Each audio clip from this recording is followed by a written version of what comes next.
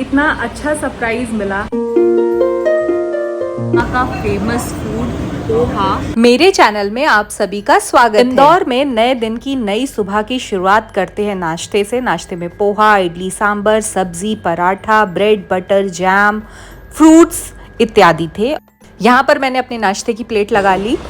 आए हुए थे इंदौर के सफ़र पर और इतना अच्छा सरप्राइज़ मिला। हालांकि हमारी बात कल से ही हो रही थी और जान पहचान भी ऐसे, मतलब कहते हैं ना कि ज़रूरी नहीं है कि आपका ब्लड रिलेशन हो या जिनसे पुराने रिश्ते हो, आप उन्हीं को ही अपना परिवार मान सकते हो।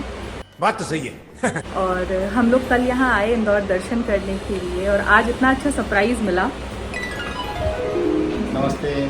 आप हैं अजय भैया और ये हमसे मिलने आए क्योंकि इंदौर में ही रहते हैं, तो हमसे मिलने आए हमारे होटल। बहुत ही अच्छा लगा कि आप इस तरह से आए, मिले हम लोगों से और बहुत फैमिलियर लगा कि हाँ, यहाँ पे भी हमारी एक फैमिली है। और डेफिनेटली हम लोग नेक्स्ट टाइम जब भी प्लान करेंगे तो पूरी फैमिली मिलेंगे और घर आएंगे। काफ़ी अच्छा लगा। यहाँ के सुबह सुबह वाले सरप्राइज़ के साथ आज दिन की शुरुआत हुई है। भैया से मिलकर पहली बार सच में बहुत अच्छा लगा कि इंदौर में भी हमारी एक फैमिली है। आप लोग मुझे मेरे काम के ज़रिए इतना प्यार दे रहे हैं, इतना मान दे रहे हैं, उसके लिए बहुत बहुत शुक्रिया। भैया तुमको पूछ रहे थे को हेलो, यहीं से प्रणाम कर दो। प्रणाम। अभी मैंने जिनसे आपको मिलाया उनका नाम था अजय मिश्रा। अजय मिश्रा भैया मिलने आए थे। हम जुड़े हैं यूट्यूब और इंस्टाग्राम से एक दूसरे से। उन्होंने हमेशा बहुत ही अच्छा गेस्चर दिखाया। जब भी उन्होंने मेरा काम देखा या रील्स देखी, व्लॉग देखा, बहुत ही अच्छा रिस्पॉन्स किया और हमेशा मुझसे कहते थे कि आप जब भी आइए इंदौर प्लीज़ बताइए और महाकाल का दर्शन करके जाइए। हमेशा ये, और डेली ही उनका एक महाकाल का फोटो अच्छे गेस्चर के साथ हमेशा आता था। तो मेरे माइंड में कहीं ना कहीं था ये बात कि जब जाएंगे तो ये बात मैं बताऊंगी कि आपके शहर आए हुए हैं दर्शन करने। मैंने कल उसी तरह से उनको बोला और मैसेज करके बोला। हमारे पास नंबर भी नहीं था एक दूसरे का, मैंने एक सिंपल सा मैसेज डाला। जैसे ही उन्हें पता चला कि हम इंदौर आए हुए हैं तो वो हमसे मिलने आए। ये मेरे लिए बहुत बहुत बड़ा गेस्चर था उनका कि उन्होंने मुझे समय दिया, मुझसे मिलने आए। और मेरे लिए एकदम सरप्राइज था। अचानक से कॉल आया होटल में कि आपसे मिलने आया है कोई।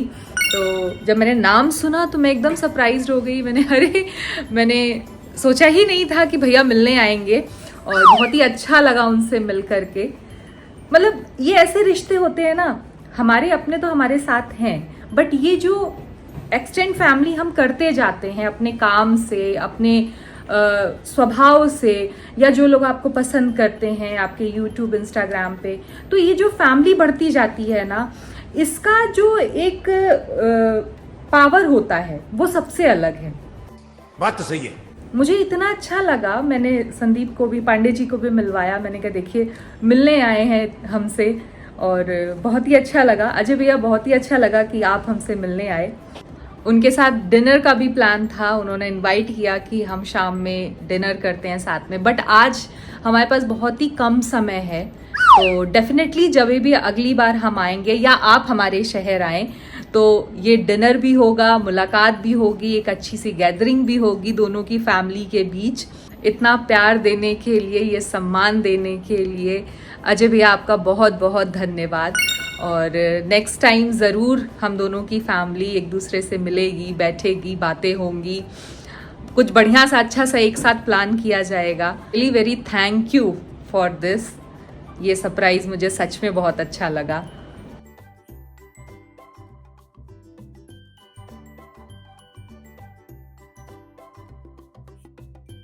Hello friends, welcome back to our channel घर द्वारों लाइफ विद ज्योति पांडे। नए दिन की नई सुबह, एक अगली सुबह इंदौर में हो चुकी है। इसी के साथ बहुत तेज़ आंधी आई है। तो ये है मेरा आज का लुक। अभी हम जा रहे हैं इंदौर एक्सप्लोर करने के लिए। देखते हैं यहाँ क्या क्या चीज़ें हैं। कुछ एक फ्रेंड्स भी हैं, फैमिली भी है जिनसे मिलना है। तो सारी चीज़ें करते रहेंगे और आपको साथ साथ घुमाते रहेंगे।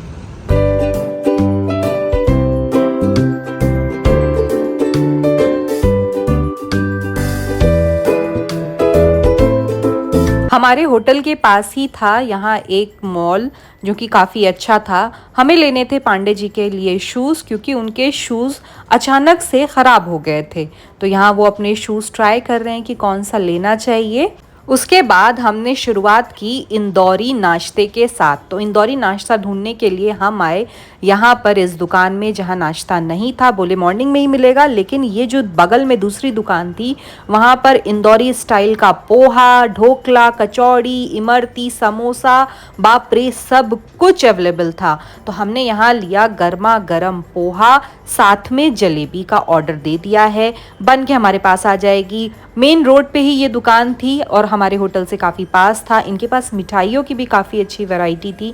हालांकि मीठा मैं बहुत ज़्यादा नहीं खा पाती, बस देख करके ही खुश हूँ और आपके साथ ये वीडियो साझा कर रही हूँ कि आप भी खुश हो जाइए या मंगा के खाइए। तो देखिए मेरा नाश्ता आ चुका है। ये है यहाँ का फेमस फूड पोहा और उसके साथ है ये गर्मा गर्म जलेबी। हर स्टेट, हर शहर का एक फेमस फूड तो होता ही है। तो इंदौर का है इंदौरी पोहा। इंदौरी पोहे के साथ गर्मा गर्म जलेबी का स्वाद लाजवाब लगता है, वो मैंने यहाँ पर ले लिया। और यहाँ पे मिल गया कुहू का फेवरेट फाफड़ा और जलेबी।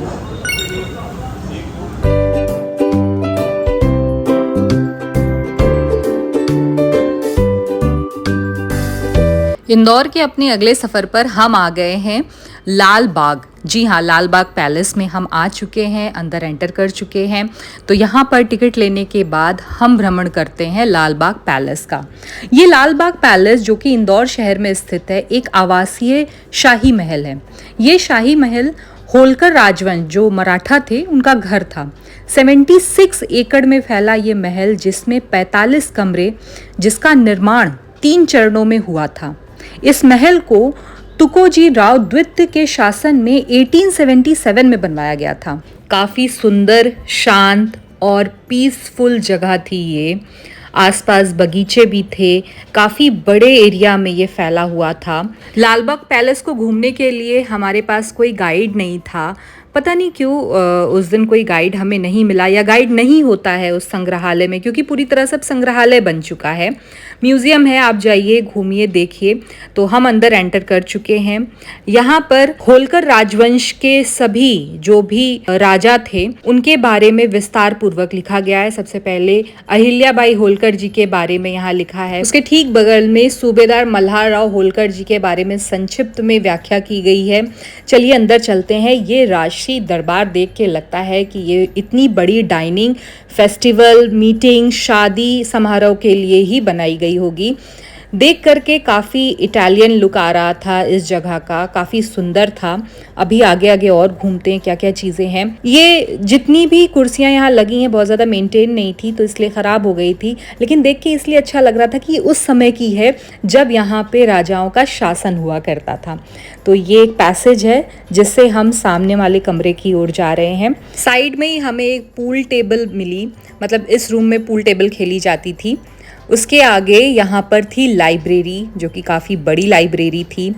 अब यहाँ से आपकी आंखें चकाचौंध होने वाली हैं, क्योंकि इस कमरे की जो दरवाज़ा है, जो एंट्री है, उसका लुक देखिए कितनी बेहतरीन, और सब कुछ इटालियन वे में बना हुआ है। हर एक मार्बल उन्होंने बताया कि इटली से ट्रांसपोर्ट हुआ है यहाँ पर लगाने के लिए। सोचिए उस समय में, जिस दौर में ये बना था, उस दौर में मतलब 1877 से जब ये बनवाया गया, तब से इतनी शाही तरह से, क्योंकि सारी चीज़ें फॉरेन कंट्री से एक्सपोर्ट हो रही थी ये महल बनाने के लिए।